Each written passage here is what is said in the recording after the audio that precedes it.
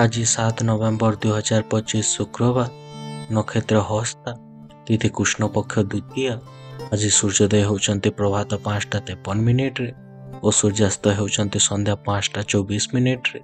आज शुभ बेला होची प्रायतः 10:30 रु 12टा पर्यंत एवं अशुभ बेला होची प्रायतः 10:30 रु 12टा पर्यंत। मेष राशि, आज कृत्तिका नक्षत्र कर्म क्षेत्र रे प्रतिबंधक जनित विषय को नहीं चिंतित रही पारंती। मनरे अस्थिरता लगी रही अन्य कथा ठीक थिले मध्य आपन को भल लागिबो नाही। भूल बुझामणार पारिवारिक जीवन रे उत्तान पतन लगी रही पारे। अटकी रही काम गुड़िक संपन्न हेबा पई कष्टकर होई पारे। अनेक गुड़े काम अटकी रही अन्य मनस्क आपण माने टिके रही पारंती। परिवार थिबा मतांतर परिणत होई पारे।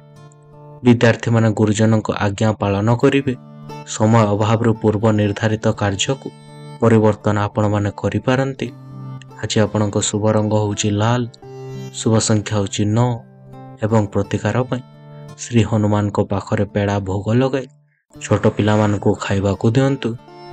वृष राशि, घर सकाशे जमी जमा किंबा यांत्रिक जिनिस क्षेत्र रे अर्थ आपण माने पाई पारंती। साहित्य चरित्र प्रतिद्वंदिता रे सफलता पाई परिबे। मृगशिरा नक्षत्र सकाशे आज मोटा अंकर अर्थ आवश्यक पड़ी पारे। परिवार रे संतानक स्वास्थ्य एवं स्वभाव जोगु आपण टिके विचलित होई पारंती। आपनक मानसिक द्वंद्व टिके बढ़ी पारे। व्यवसाय रे प्रभाव विस्तार करि पारंती। निजर खर्च उपरे आयत रखंती। महिला माने दायित्ववान रही पारंती। आवश्यक जिनिस पय अत्याधिक व्यय करि पारंती। छात्र छात्री माने पराजित हेबे एवं सरकारी सहायता पाई पारंती। आज छात्र छात्री माने अधिक समय खेला खेली रे कटाई पारंती। आज आपनक शुभ रंग होउची धला, शुभ संख्या होउची 6 एवं प्रतिकार पई श्वेत चंदन कर्पूर मिसई मस्तक आपण माने धारण करंतु। मिथुन राशि, आज जेते चेष्टा कले मध्य अरथ्रा नक्षत्र कौनसी काम असुविधा रे आपनक हेई पारिबो नाही। साहित्यर प्रतिश्रुति देइथबा मित्र माने मद बदलाइबार असहयोग करि पारंती। शिल्प वाणिज्य परिस्थिति रे आपनक स्थिति अनुकूल हेबो। पार्टीर आयोजन द्वारा घरे बंधु मिलन होई पारे। आमोद प्रमोदर सुआ छुटी पारे। पूरा समय आनंददायक रहिबो एवं आपण माने चिंता मुक्त रही पारंती। किछि नूतन कथा शिखिबा को आपनक सुयोग मिली पारे। रोजगार वृद्धि पर अन्यर सहयोग मिलिबो। ऑफिस रे आज निज काम को निजे नहीं टिकी व्यस्त रही पारंती। कर्तव्य निष्ठा जोगु आपनक आदर सादर होई पारे।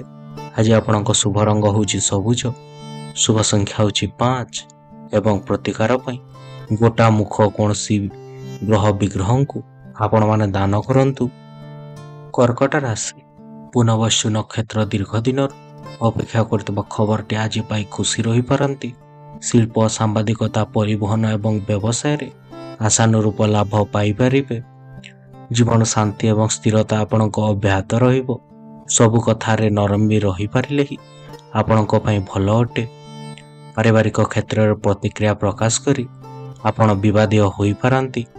शारीरिक पीड़ा आपण माने भोग करि पारंती। पैसार अभाव अनुभव करि पारंती। घर को सजा सजारे टिके ध्यान देई पारिबे।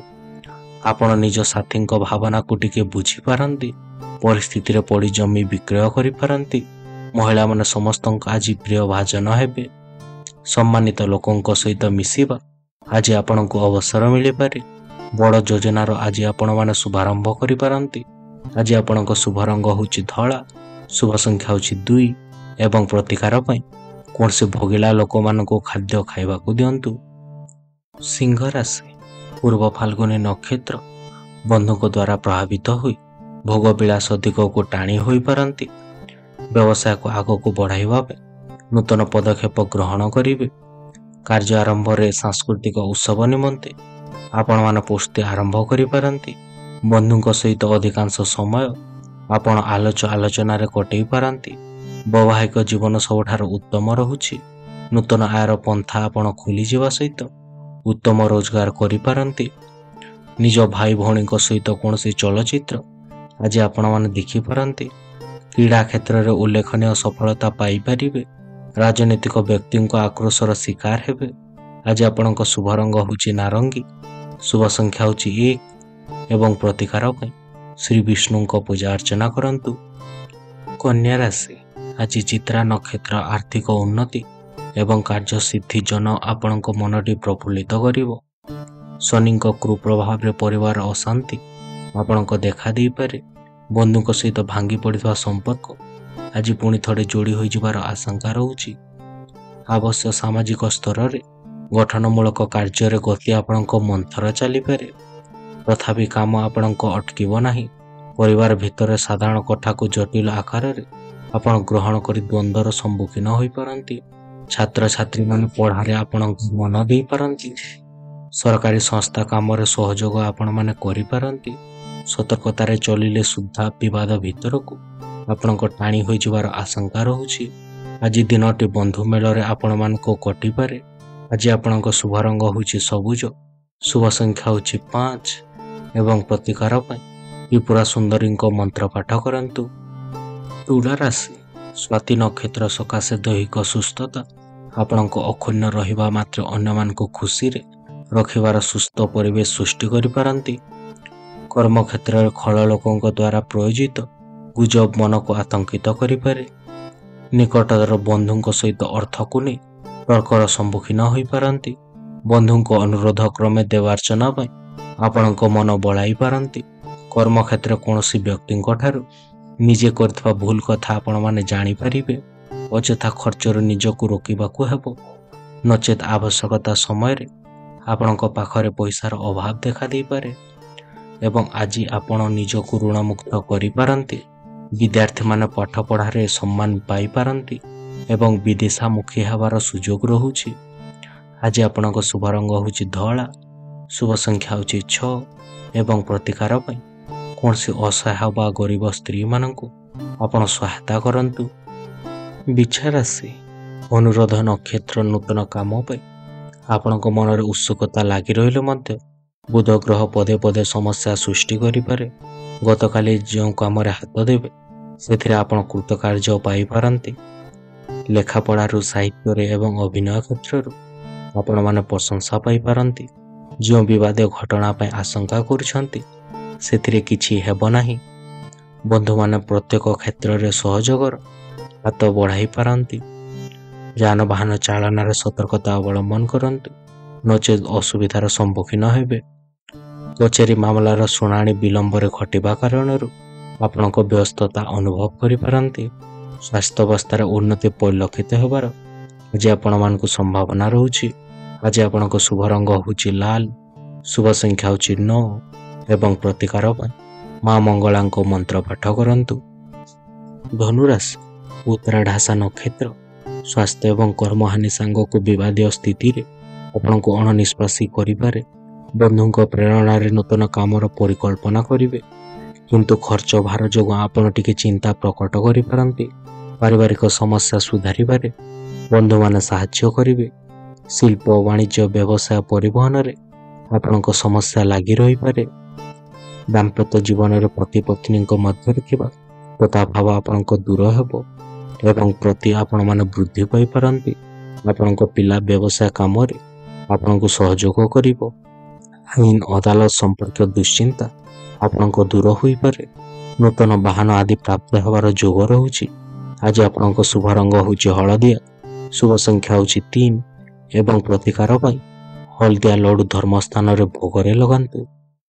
ମକର ରାଶି, ଆଜି ଶ୍ରାବଣ ନକ୍ଷତ୍ର ଯାହା ପାଇବା ତାହା ଠିକ୍ ସମୟରେ ପାଇବା କଷ୍ଟକର ହେବ। ସହକର୍ମୀଙ୍କ ଦୌରାତ୍ମ୍ୟ ଅସହ୍ୟ ହେବାରୁ ଉପରିସ୍ଥଙ୍କୁ ଅଭିଯୋଗ କରିପାରନ୍ତି। ଭୁଲ ବୁଝାମଣାରୁ ବନ୍ଧୁଙ୍କ ସହିତ ଭାଙ୍ଗି ପଡ଼ିଥିବା ସମ୍ପର୍କ ଆପଣଙ୍କ ପୁନଃ ପ୍ରତିଷ୍ଠିତ ହେବ। ପାରସ୍ପରିକ ଆଲୋଚନା ମାଧ୍ୟମରେ ପରିବାରରେ ଟେନସନ୍ କମିଯାଇପାରେ। ବ୍ୟବସାୟୀଙ୍କୁ ଯଥେଷ୍ଟ ଆପଣଙ୍କ ଲାଭ ମିଳିପାରେ। ପରିବାରରେ ଗୁରୁଜନଙ୍କ ସ୍ୱାସ୍ଥ୍ୟକୁ ନେଇ ଆପଣ ଚିନ୍ତାରେ ରହିପାରନ୍ତି। କାର୍ଯ୍ୟକ୍ଷେତ୍ର ପୁରୁଣା ପରିଚୟରୁ ଆପଣଙ୍କୁ ଲାଭ ମିଳିପାରେ। ଛୋଟ ଛୋଟ କଥାକୁ କେନ୍ଦ୍ର କରି ପରିବାର ଭିତରେ ଯୁକ୍ତିତର୍କ ଲାଗିପାରେ। ରାଜନୀତି, ସଭା ସମିତି, ପ୍ରଶାସନ କ୍ଷେତ୍ରରେ ଲୋକଙ୍କ ସହିତ ସମ୍ପର୍କ ରଖିବା ପାଇଁ ଚେଷ୍ଟା କରିପାରନ୍ତି। ଆଜି ଆପଣଙ୍କ ଶୁଭ ରଙ୍ଗ ହେଉଛି ନୀଳ, ଶୁଭ ସଂଖ୍ୟା ହେଉଛି 8 ଏବଂ ପ୍ରତିକାର ପାଇଁ ଦକ୍ଷିଣକାଳୀଙ୍କୁ ପୂଜା ଅର୍ଚ୍ଚନା କରନ୍ତୁ। କୁମ୍ଭ ରାଶି, ଧନିଷ୍ଠା ନକ୍ଷତ୍ର ସକାଶେ ପିଲାଙ୍କ ସମସ୍ୟା ଏବଂ ପରିବାର କୌଣସି ଘଟଣା ଆପଣଙ୍କ ମନକୁ ବିବ୍ରତ କରିବ। ବନ୍ଧୁଙ୍କ ଉପରେ ବୃଥା ସନ୍ଦେହ କଲେ ଆପଣଙ୍କୁ କ୍ଷତି ହୋଇପାରେ। ଜମି ଜମା, କଳକାରଖାନା, ପରିବହନରେ ଆପଣଙ୍କ ସମସ୍ୟା କ୍ରମଶଃ ଜଟିଳ ହେବ। ଚିନ୍ତା କରିଥିବା ଯୋଜନା ବିଗିଡ଼ିଯିବା କାରଣରୁ ଆପଣଙ୍କ ଭଲ ମନ ରହିବ ନାହିଁ। ବ୍ୟକ୍ତିଗତ ଜୀବନରେ ଅନ୍ୟ ବ୍ୟକ୍ତି ହସ୍ତକ୍ଷେପ ଦ୍ୱାରା ଆପଣ ବିରକ୍ତ ହୋଇପାରନ୍ତି। ଆଲୋଚନା ଅନୁଯାୟୀ କାମ ସବୁ ଠିକରେ ହୋଇପାରେ। ପରିବହନ ଏବଂ ନିର୍ମାଣ ଆଲୋଚନା ଆପଣଙ୍କ ଚୁକ୍ତିପତ୍ର ପାଇଁ ଦିନଟି ଭଲ ରହୁଛି। କେତେକ କ୍ଷେତ୍ରରେ ଇଚ୍ଛା ବିରୁଦ୍ଧରେ କାମ କରି ଆପଣ ଅନୁତାପ କରିବେ। ଆଜି ଆପଣଙ୍କ ଶୁଭ ରଙ୍ଗ ହେଉଛି ନୀଳ, ଶୁଭ ସଂଖ୍ୟା ହେଉଛି 8 ଏବଂ ପ୍ରତିକାର ପାଇଁ ମହାଦେବଙ୍କ ମନ୍ତ୍ରକୁ 21 ଥର ଆପଣମାନେ ଜାପ କରନ୍ତୁ। ମୀନ ରାଶି, ଦୀର୍ଘ ଦିନ ପରେ ବୃହସ୍ପତିଙ୍କ ରାଶି ପରିବର୍ତ୍ତନରେ ପ୍ରତ୍ୟେକ ଦିଗରୁ ଅନୁକୂଳ ବାତାବରଣ ସୃଷ୍ଟି ହେବ। ଅଟକି ରହିଥିବା କାମ ସମ୍ପନ୍ନ ହେବାରେ ବନ୍ଧୁଙ୍କ ଅବଦାନ ଅବସ୍ମରଣୀୟ ରହିପାରେ। ଅର୍ଥ ସମ୍ମାନ ଲାଭର ସୁଯୋଗ ପାଇବା ସହିତ ବନ୍ଧୁଙ୍କ ସହିତ ଆପଣମାନେ ଖୁସିରେ ରହିପାରନ୍ତି। ରେବତୀ ନକ୍ଷତ୍ର ସକାଶେ ପରୋକ୍ଷ ଶତ୍ରୁତା ବାଧା ସୃଷ୍ଟି କରିବାର ଆଜି ଆଶଙ୍କା ରହୁଛି। ପରିବାର ସମସ୍ତ ବ୍ୟକ୍ତି ମନ୍ଦିର ଭ୍ରମଣ ପାଇଁ ଯାଇପାରନ୍ତି। ବ୍ୟବସାୟରେ ଅତ୍ୟଧିକ ଲାଭବାନ ହେବେ। ଗୃହ ସମସ୍ୟାକୁ ସମାଧାନ କରି ଧନ ସମ୍ପତ୍ତିକୁ ଆୟତ୍ତ କରିପାରନ୍ତି। ବନ୍ଧୁଙ୍କ ସାହାଯ୍ୟରେ ଆଜିର କାମଗୁଡ଼ିକ ସୁବିଧାରେ ସମ୍ପନ୍ନ ହୋଇଯିବ। ବିଭିନ୍ନ ଘରୋଇ ଝାମେଲା କାରଣରୁ ମନଟା ଭଲ ରହିବ ନାହିଁ। ଆଜି ଆପଣଙ୍କ ଶୁଭ ରଙ୍ଗ ହେଉଛି ହଳଦିଆ, ଶୁଭ ସଂଖ୍ୟା ହେଉଛି 3 ଏବଂ ପ୍ରତିକାର ପାଇଁ ବୃହସ୍ପତିଙ୍କ ବିଗ୍ରହକୁ ପୂଜା ଅର୍ଚ୍ଚନା କରନ୍ତୁ।